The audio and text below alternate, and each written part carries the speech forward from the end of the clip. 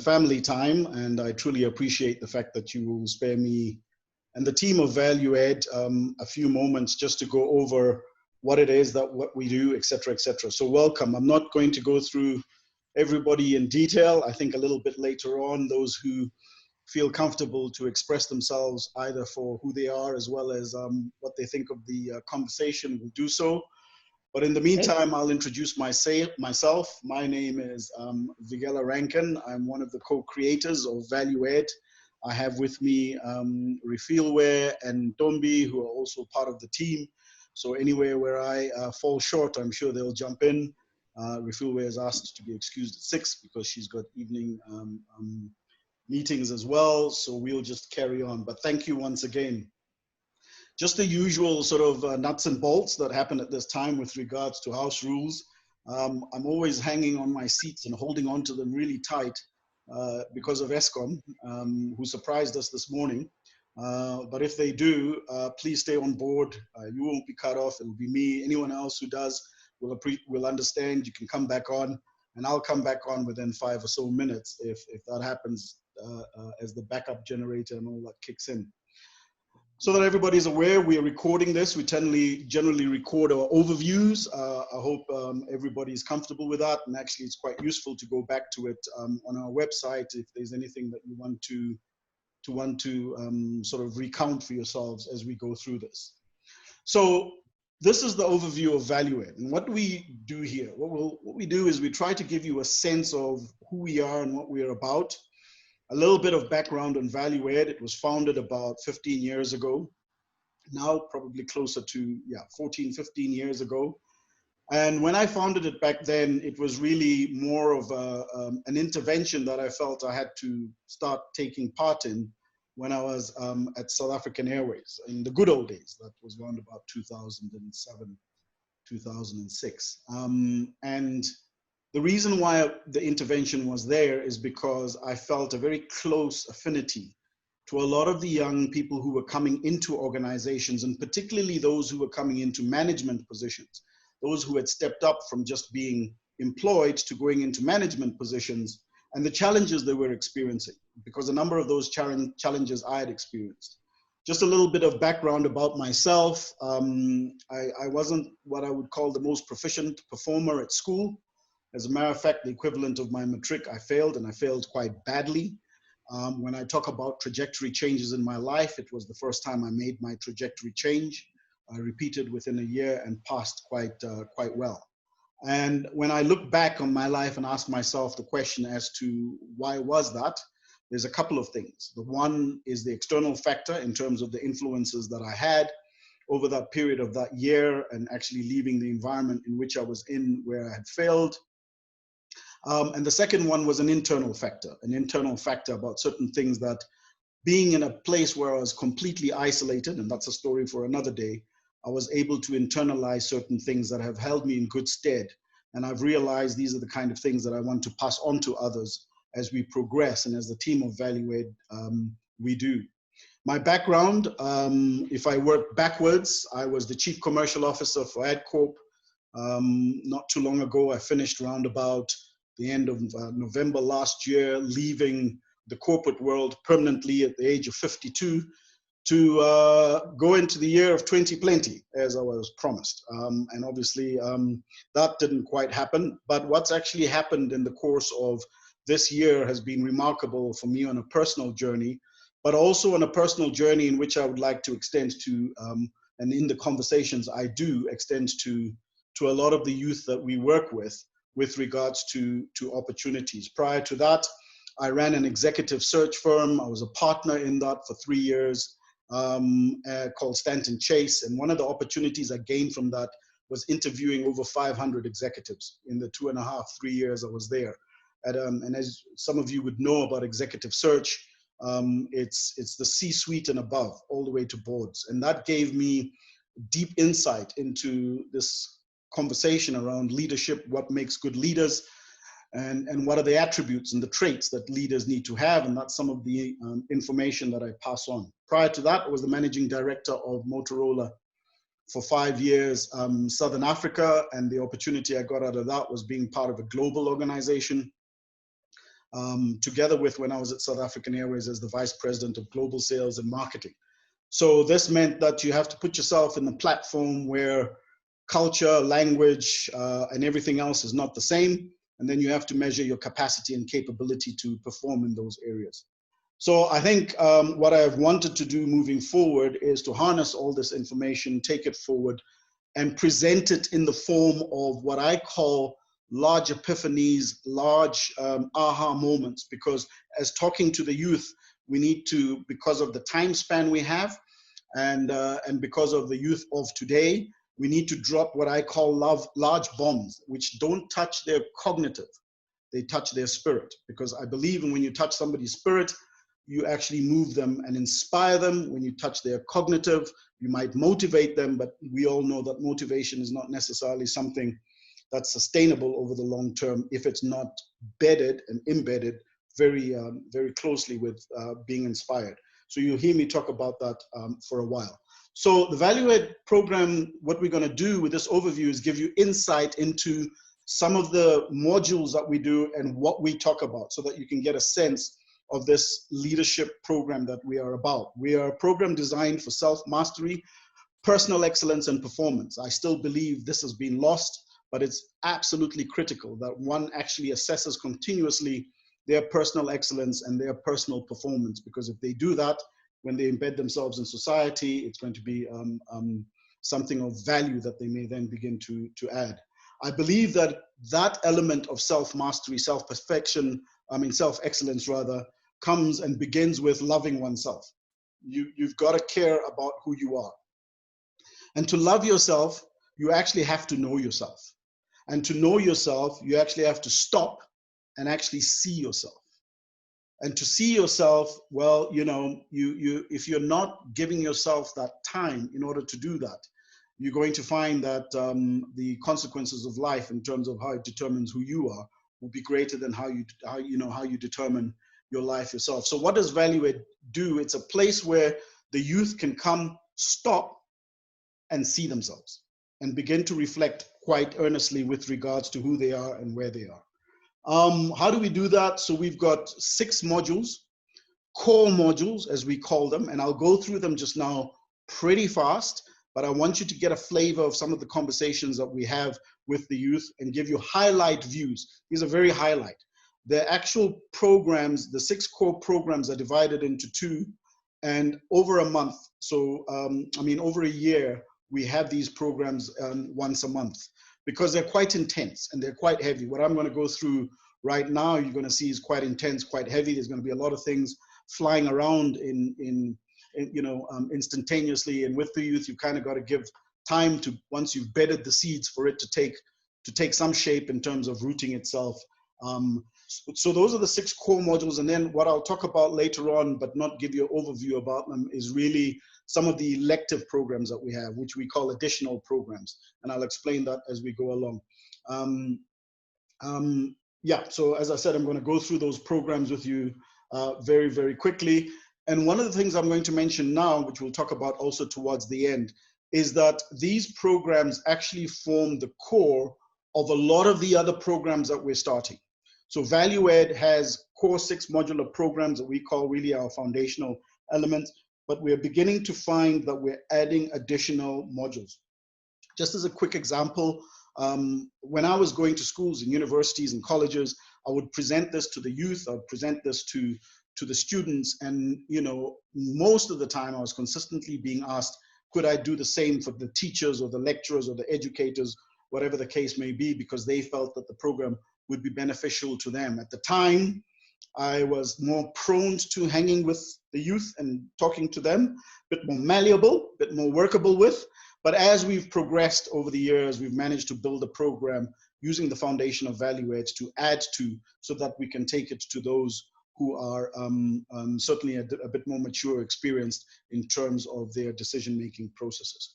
So allow me just to go into the presentation and share that with you, which I will whiz through pretty quickly, and at the end of it, we'll be able to have a conversation about it and just have a brief discussion. So just kicking off really quickly, what I want to emphasize based on this slide is that what we do at ValueAid is we try to inspire our leaders. Now, the word inspire is a powerful word for me. I've formed a model that talks to inspiration. I consistently argue that you're never going to be able to motivate anyone who's not inspired, and that inspiration forms the foundation of ambition, and it also forms the foundation for motivation. And that's a completely different subject and topic, but you will hear me consistently talk about inspiration, and you'll hear me juxtapose that with this concept of leaders. That leaders, for me, their primary responsibility is to inspire. If you ask me one thing, what's the function of a leader? It is to inspire. And those are the two elements that we're trying to inculcate in the youth and make sure that they're able to not only personally perform and personally have a sense of their own excellence, and master that over time, but they're also able to utilize that in their communities and then in their environment to better others. The other thing that we do quite extensively here, and we'll talk about that and you'll see that as we progress, is that we believe at ValueAid that the merging of both entrepreneurs and professionals and intellectuals so that the youth can see these leaders. As a matter of fact, I'll talk about that towards the end, the importance of the youth being able to not only visibly see, but touch leaders, great leaders, so that they believe in the possibility of leadership.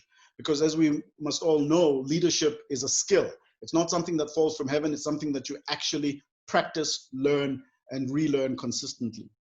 So it's about elevating personal excellence in the individuals and merging these professionals, intellectuals, and others so that they can see them.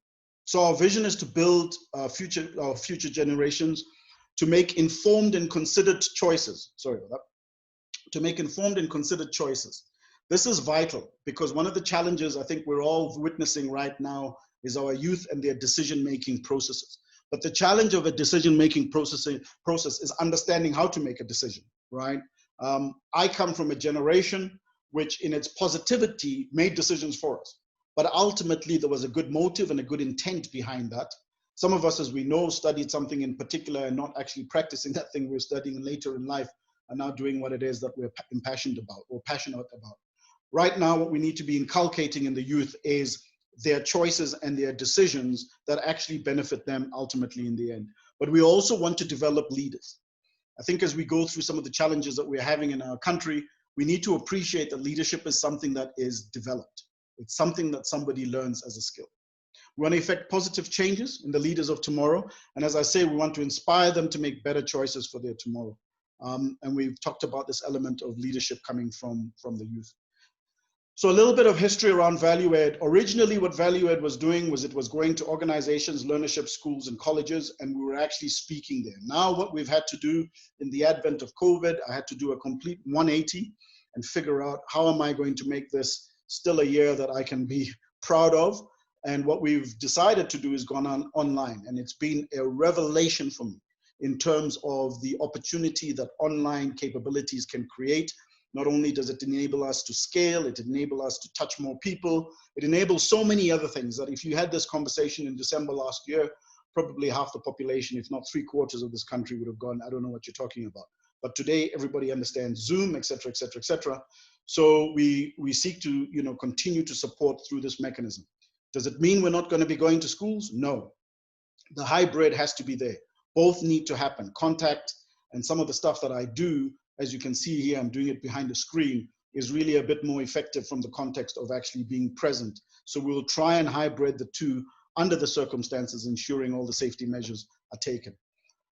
So how do we go about this program and what does it consist of? Well, over the years, we've managed to develop this program. And as I said, the key component here is to go in and drop in big epiphany and aha moments that hopefully touch the spirit, that start embedding themselves in individuals' DNA and then eventually become something that's cognitive.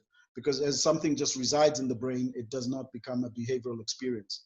And these are the 6 that we've put into place. They are preparation, which I'll talk about, choice, dream the plan the dream, keep on keeping on, and defining your success. They are the core ones that we have. We've divided these, as I said earlier, in terms of their length into 2. So obviously these programs are 6, run over 12 months, and we run them on a monthly basis with a repetition of that program that supports those students who weren't able to meet the first one, because we think this is why these are really core, and the students who participate in this program need to get a handle on this. So let me kick off with the modules, and let me give you an example of, very quickly, and highlight an example of some of the things that we do talk about when we are actually going through the program. Now, each of these programs, each of these modules are about 30 slides, so you're probably only going to see 3 or 4 in each of them, in some cases even 1. But what I will do is I'll give a quick summary of some of the conversations that we have.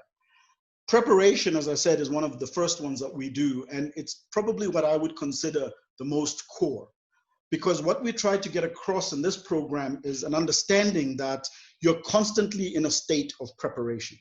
Everything that you're doing is preparing for the next phase, and as you're in that phase of preparing, you're preparing for a phase after that. And one of the things that we put across in this is this construct called "you reap what you sow." Now, generally, when I ask this question to students and say, have you heard of this? 100% always say they've heard of it. And when I say, do you know what it means? They say, yes, we know what it means. And the usual response is, it means that what goes around comes around, et cetera, et cetera, et cetera. And I think within your own interpretations, you may have a view. But what I try to do is dig into this a little bit more, because I say, well, if you believe in it and understand it, and from that context, let's look at it a bit more and see if you might really begin to digest this in terms of its significance. And the 2 words we pull out there are you. You reap what you sow. And we try to make sure that they understand that in the context of, if you think about it from going around what you get around, it's about you. So it's not about your environment, it's not about your circumstances, it's not about your situation, it's not about what's happened to you and what's your teacher, etc. It's about you. Now, we can have those other factors as explanations, but that's all they are. They can't be excuses, because if you truly believe in that construct of you reap what you sow, then it starts off with you reaping what you sow. So the other thing that we look at very closely here is the what. You reap what you sow. The what is important, because when we talk about sowing, and obviously we all know this is a biblical statement, you can't be somebody who's sowing apple seed and expect tomorrow to get a banana field. So you have to be very clear in the preparation process of reaping what you sow, and you have to start understanding what it is that you sow. Because what it is that you sow in the preparation process is going to be the key step in getting the outcome that you desire. So the conversation is consistently about, what are you sowing? What are you sowing? Let's forget about what's going on around you and the people who are, influencing, friends, family, etc., who may be telling, what are you doing about the results that you are expecting? So that's the sort of construct of this. And in that, we also talk about this element about you coming into this world completely alone. No one else has the same DNA as you. No one else has the same fingerprint of you. We're 7 to 8 billion people on this planet, which means that there's a very specific destiny for you. But interestingly enough, you're also a consequence of seed. The ovary and the sperm came together and started creating, in this gestation process, who you were going to be. And in this life, you're trying to figure out what it is that you are meant to become, the seed that you're meant to be preparing for. And if you start thinking of yourself in that almost what I would call individualistic way, even in the throngs of being in an environment with others, it's important for you to construct that know thyself so that you can prepare correctly. Otherwise, what you'd be doing is looking across the field and seeing Joe Bloggs growing bananas, and you think I should be growing bananas, and next week you'll be seeing somebody else growing, oranges, and you think you should grow oranges. So knowing yourself is very important. We go through a process in which they can start really, contemplating that element of starting to know themselves. One of the things that we talk about in this as well is that in order for you to know yourself, in order for you to identify your seed, you are going to have to spend time with yourself. Now, in this world of more distractions than I've ever had in my lifetime when I was a youth, it's important that you actually separate yourself from these distractions and start spending time with yourself. This means getting a piece of paper and a pen and beginning to start constructing based on what you've heard, what you feel, what you hope, what you think, what you experienced, the kind of direction that you want to be going. And normally I'm asked, well, this is really going to be a difficult task. And I say it's actually not going to be a difficult task. Because if you begin to realize that you have got one of the most powerful computing systems residing in your head, called the brain, you will be absolutely fascinated in terms of its ability, because as it was created, its ability to be able to point you in the right direction. But you need to quieten that brain. The brain actually, interestingly enough, has 70,000 thoughts a day. And the other thing that we do, and we actually spend quite a bit of time on the brain, and people are very fascinated with regards to truly appreciating the capability of the brain. The other clear thing about the brain that we actually put across is that the interesting thing about the brain is that it cannot differentiate between reality, right, and imagination. And an example I always give them on this one is, if you were to sit and watch a horror movie, most of people who watch horror movies get affected by the horror movie. But the fact of the matter is, it's not actually real. It's not actually taking place. But irrespective, your psyche and your physicalness gets affected with it. I mean, I always use the joke of saying, every time I want to experiment with this, I tell my wife about snakes and spiders. And after I've done it for about 3 or 5 minutes, I can actually feel her emotionally and physically responding to it, even though there is the absence of this. Now, if you take the construct of the brain having 70,000 thoughts a day, as well as not understanding reality and imagination, for you to home into who you are going to have to spend time to quieten the brain and then begin to construct with the brain what your reality and what your imagination is going to look like. So that's a conversation that we have on this front. So it's a question of spending time, and we try to get to the students 15 minutes, 20 minutes, half an hour if you can get to, in 24 hours. Put it aside so you can start preparing and understanding the seed that you are. The second module that we do is a module called choice. Now, one of the things that we talk about here is, how are you going to start making decisions? What is going to be the basis of making decisions? Now, unfortunately, if you're not actually conscious about the seed you are, not conscious about the direction that you're going to be taking, you tend to be influenced by your environment and influenced by peers and influenced by all sorts of things when making choices. And sometimes what's even worse than that is actually you don't make choices. You just become the unintentional living person who steps into tomorrow, and whatever happens, happens as a result of that. And that's an unfortunate thing, because as creatures, as human beings, we are the only creatures on this planet with the ability to make choices in existence. Every other creature, every other animal works on instinct. Now, what we must avoid is actually choosing our path purely only on instinct. Instinct is good and we have it. It's there as a useful fight or flight response, but we can't just be working on that on all times. So we start saying that you have this gift of choice and you have to use it. It's been given to you in order for you to be able to point yourself in a particular direction. One of the things that we try to inculcate quite extensively in the youth is that because they find themselves in groups consistently, whether it's in school or university or with your friends or your pals, and we say, yes, it's useful to be in groups. It's even useful to have good friends around you who are all shining their light. But each person has their own light. Be aware of your light amongst other lights, in your group, in your class, in wherever it is that you are in. Our collective lights, they may shine the path, but they may not necessarily shine your particular direction. Trust that your light will guide you. So in other words, start understanding what's the light that's within you, that's defining you to get to where you need to go. What is that seed that is your light that's supposed to take you to where you go? And this is the construct of choice. We give them this understanding that, within the constructs of where you've been, your choices have been what they are at this stage in life. So your likes and dislikes, your friends, what sport you like, who you're going to date, what varsity you're going to go into, etc., etc. These are the choices that you've had to make. But as you progress, you're going to have to make some very significant choices that have very severe impacts in your life if not chosen according to the right intention and motive. And these are things like your financials, your family. What's your family going? Your spouse, how are you going to get married? Your career, your friends. How are you going to actually decide who's going to be those people who are able to shine their lights on you so that they can help you light your path going forward? How much to earn, and your health.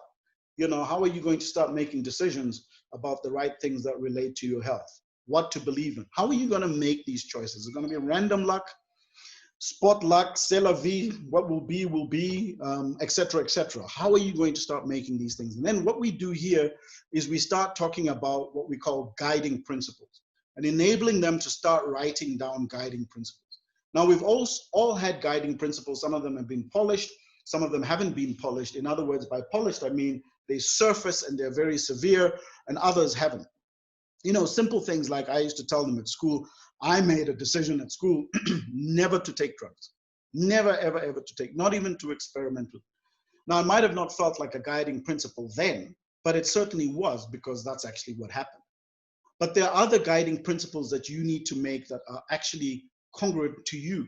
And the thing about guiding principles is that they're very, very important to you.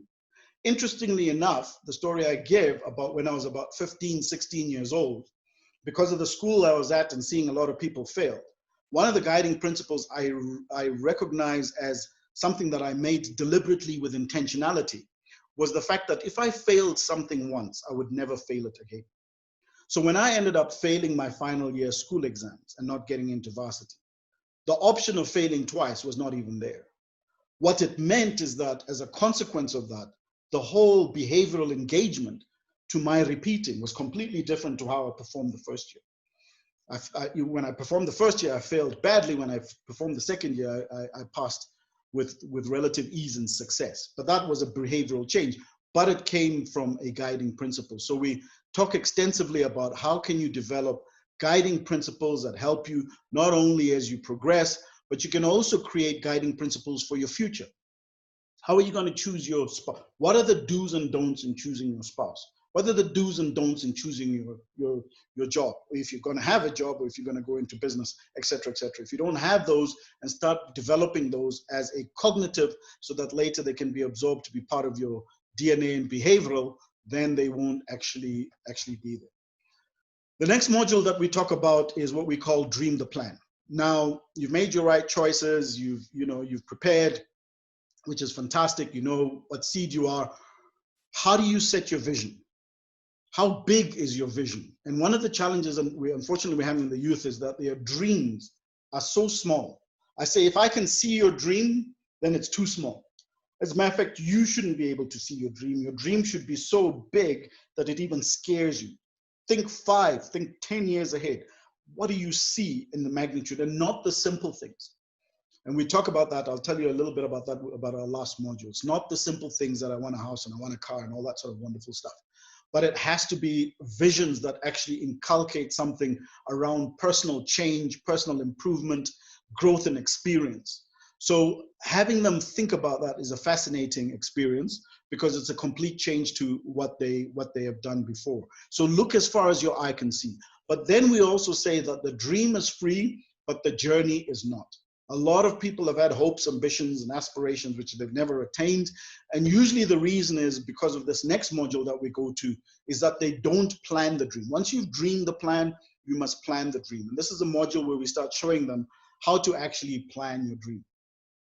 And planning your dream is ensuring that, going back to step 1, which was preparation, sitting down with a piece of paper and saying, okay, if I have a 5-year vision to run in the next Olympics, then what do I have to do every year from now to that 5 years?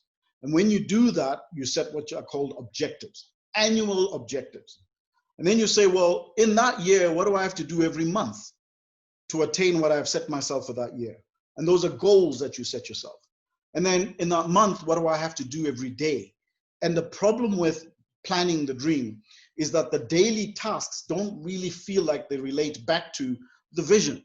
The fact that I have to change my diet, the fact that I have to go for a run, the fact that I have to do all these mundane things don't feel like they have anything to do with my 5-year vision, and it's ensuring that they consistently inculcate that the daily tasks are a core element of how you get to the, and there are ways of doing that. You know, we've got, the technology today is fascinating about how you can have daily tasks linked back to goals and objectives that you can see every day. Back in my day, we all wrote this on a piece of paper, and that was all you could do, right? Now you've got a laptop that links in with your cell phone, that links in with your iPad, that links into all sorts of things. So today there are more ways than one in order to bring the three together so that you're able to execute against the plan that you have set yourself.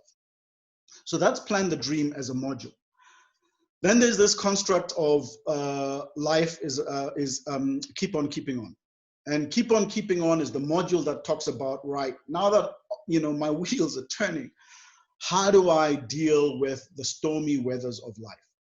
Now, on a personal front, I have been, when we come out of this COVID experience of ours, one of the things that I am going to look back on is how I responded to this crisis.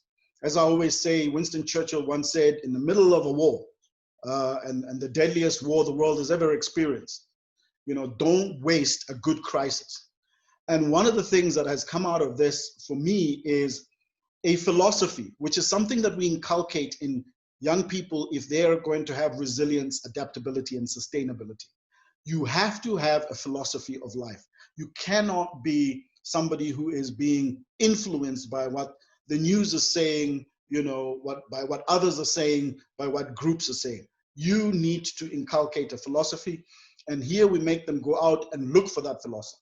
Go and find those 1 or 2 philosophies that you are now going to plaster everywhere, and they become part of your overall DNA. And for me, it was this one. Life isn't about waiting for the storm to pass. Life is about learning to dance in the rain. And I got this one literally 10 years ago. But I'll tell you now, it's held me very steady during this situation. As a matter of fact, during this situation and all other tragedies that have come along in my life, I've had to go back to this thing of, what is my philosophy about my existence on this planet? Why was I brought here? And what is it that I'm meant to be doing? So the other element that we talk about is your identity. Your identity is essential. I'm an adopted child. I come from 2 families. We have a family that is very blended. And if I hadn't started beginning to really construct who Vigela Manyosi Rankin is over the years, my identity would have been afflicted. And whenever a crisis comes along, whether it's a personal one, a family one, a professional one, or a business one, you need to hold strong into who you are and what you believe you were meant to be. And again, these are not things that land on your lap. These are things that are practiced continuously and consistently. When I listen to the extreme level of people who have the highest levels of personal identity, I listen to people like T.D. Jakes, I listen to people like Michael Jordan in sporting world, Tiger Woods, whatever. When you listen to them, they always say that from a very young age, they inculcated to themselves that they are the best. It was inculcated into them that they're the best. And they don't know anything other than that.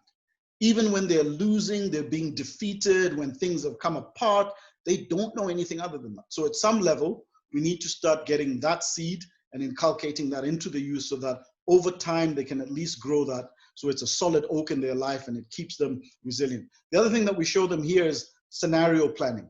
Idea of being able to think in different directions. Look at the construct in different situations. Young lady, I think, I can't remember who I think I was talking to Ntombi about this.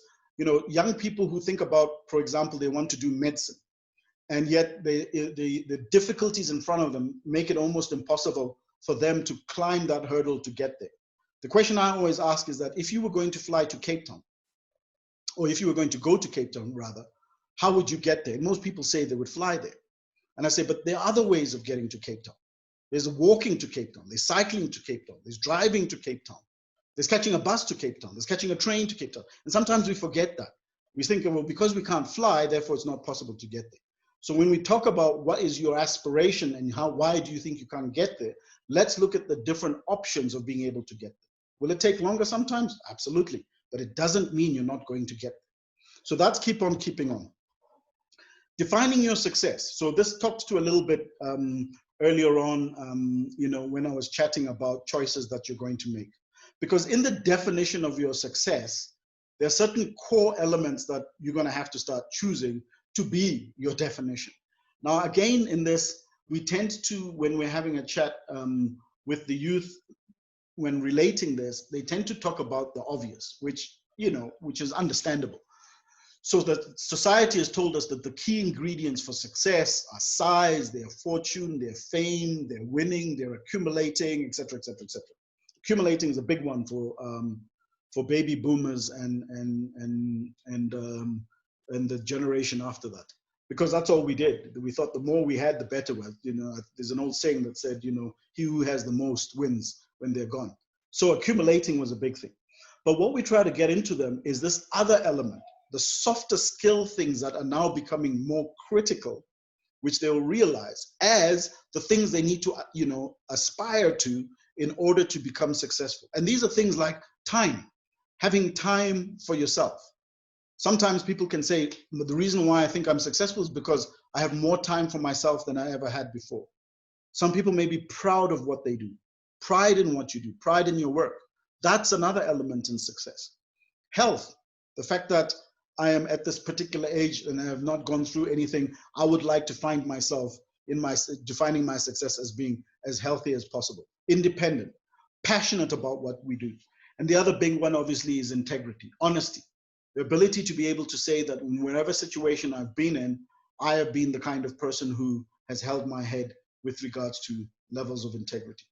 In here, we talk about extensively that young people need to learn from their mistakes. That's fine, that's great, and great people learn from their mistakes, but even greater people learn from other people's mistakes, and we've got a plethora of those being made currently.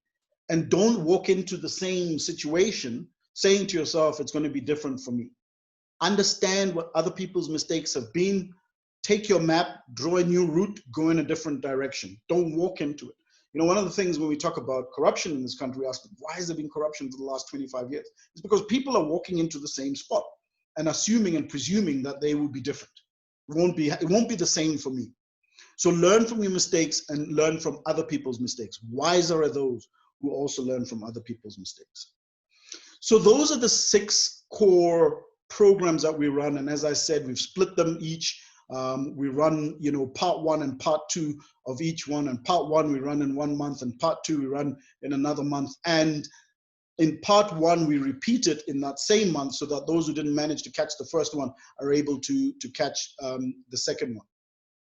The additional things that we do are additional classes. We had a fantastic class about 2-3 days ago called Work Readiness on the 24th. The date is there.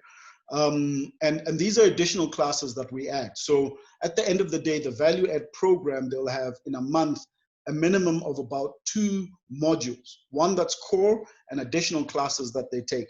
They took the Work Readiness one. It was so great. We did so much research on it. We've actually believed that it should become a program in itself. The other thing that we do is we also have once a month what we call Mogul Masterclasses. Mogul, we had one on the 22nd. Mogul Masterclasses are bringing on somebody who has an expertise in a very particular field and having a very specific subject matter topic on that field. And in this case, we talked about social media and personal branding that we feel we ran. And again, that was a raving success. And everybody put their hand up and said, 1 hour, 15 minutes is not enough. Can you run modules on this as well? And we said, absolutely, we'll run modules on this. And we're kicking that off from next month. And then the other offering that we have is leadership masterclasses, which we run once a month as well. So and we're having our first one on the 28th. And my dear wife is going to be talking about the financial services sector. And the reason why we have these leadership masterclasses, as I said, is right at the beginning, this blending of entrepreneurs, professionals, intellectuals, etc., that the youth must see, but also giving them a macro view of the environment. When you're a seed thinking about being an apple seed or being an apple orchard, what does that mean in the greater agricultural environment? So they need to have those perspectives, and we bring on all these leaders to have those discussions. The other thing that we've been running quite extensively now, and we had 3 of them, I'm just giving you 2 pictures here, are events. Actually, we've had 4, I beg your pardon. We had one on the 16th of June, which was the Youth Post-COVID, and that was an event that we ran. Then we've had in the month of August, Women's Month celebrations. We've had 3 key speakers. You see the 2 here, the 3rd one coming up this Saturday. And then the other events that we do are typical to what we're doing now, which are the overview events where we bring people on and say, let's just give you a flavor of what it is that we're doing in Value. So in conclusion, how can you support? So we are asking, the cost of this program is 300 rands per month per student. What do they get out of that? Just as a quick reminder, they get 2 value add modules, you know, 1 core and 1 additional. They get, what I didn't add, my goodness, I forgot. So they get 2 of those. They get a career podcast as well, 2 career podcasts. Sorry, I didn't put the picture up as well. We do career podcasts as well. And the career podcasts, we bring on people. We've had, I think, probably about 3 or 4 of them already. We had a lawyer, we've had film and photography, we've had customer service, we've had HR, etc. We've got one coming up, which is PR communications. And this is about ensuring that the young people not only get a sense of careers that are available, but more importantly, the journey of a career. Everybody must understand that everything is a journey, and listening to people's different journeys, and we're hoping over a period of a year, will give them a sense of the kind of anticipatory things that they can expect, as well as, you know, it being within them that life is a journey. Some people know what they're doing. Some people didn't know what they're doing. Some people went in a particular direction. Some people changed their direction. But what is the common theme? And we keep making sure that we come up with that common theme so that everybody is aware of that. So they get 2 module classes, 2 career in a month, 1 masterclass of Mogul, 1 masterclass of Leadership Masterclass for the 300 rands per month. We've spread them out, and we know that due to the pressures of schoolwork and this year and all that craziness that's happened, they may not be able to attend all of them, but we need to give them the options to have them available, and that's what we do. So 300 rands per month, 3,000 per year as a once-off payment, which means you get 2 months discount. And there are various ways to support. One of the things that we push out is this individual sponsorship.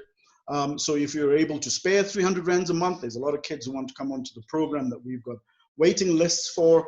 We then use them to sponsor. And here's an example of the patrons who have started sponsoring students this month. Group funding. So, you know, group funding is really the context of getting a few people together and making sure that if we've got 10 kids, we can sponsor those 10 kids, making sure that whatever that cost is, we can work it in that perspective. Corporate sponsorship, again, anyone who's within a business who can come on board and sponsor from a corporate point of view, and to donate to crowdfunding. Some people can't afford 300 rands, they want to help, they've only got 50 rands, that's fine. We throw it into a pot, we wait until it builds up to 3,000 rands, and then we bring a kid on board who can actually run with us. What we are is, we have 2 parts of us, just to end off, we have 2 parts of us. We are an NPO, we have Value Ed, the foundation, but because we're a commercial business with an operating commercial model, we also have Value Ed trading as VMR Holding, which is a PTY. So depending on the necessity of individuals, those who are just paying, they pay that in one direction, and those who want donations or to pay into a foundation, they're very welcome to do that. So what are we trying to do? We're trying to direct the youth to the possibilities they have to contribute to the future of their well-beings, inspire them to prepare for their tomorrows using what they have today, and remind them that they are our future and the future is bright.